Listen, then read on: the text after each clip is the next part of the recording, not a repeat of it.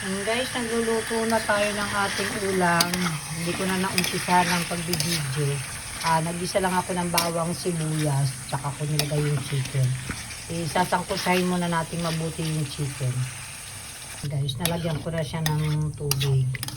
Papakuluin lang natin siya bago natin timplahan. Magluluto nga pala tayo ng chicken apritada. Yan. Wings yan guys, pinutol ko lang sa gitna. Ayan, oh, ganyan. Tinanggal ko yung pinakaganito para mabilis siyang maluto. Guys, nilagyan ko na siya ng paminta. Tapos ito naman yung chicken cube. Yan. Tapos lagyan natin siya ng konting magic. Yan. Okay na yan guys. Yan. Antayin natin kumulo yan.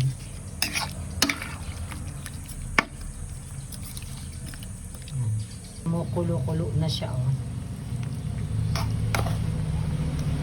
Ating carrots at saka patatas. Pagsabayin na natin yan.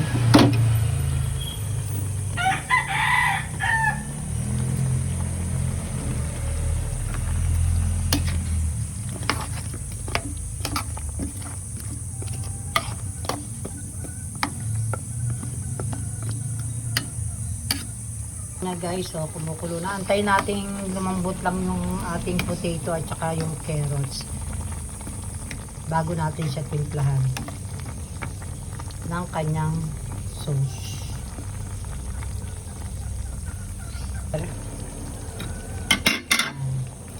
Siguro alam nyo na kung ano yung niluluto ko guys sa mga ingredients na nilalagay ko.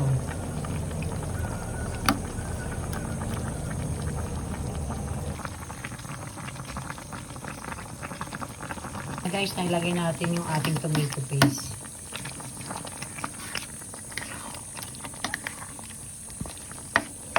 I-mix lang natin mabuti para mag-combine talaga lahat. Ayan na guys, na-mix na natin mabuti. Antayin lang natin siyang kumulo at saka medyo lumapot ng kaunti. Tapos luto na yun guys. So sige na guys. Bye-bye.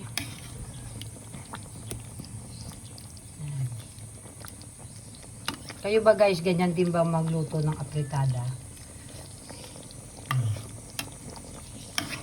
Ayan, sigurado ako maraming makakain ng aking anak nito. Kasi ang sabi niya, ilang araw na daw siyang hindi nakakain ng maayos kasi ako'y umalis na guys, di ba? Nagpunta ako ng Bicol. Kaya pinagluto ko siya. Kasi favorite niya yung mga ganitong ulam, yung may mga sarsa. Na guys, sige na, bye-bye!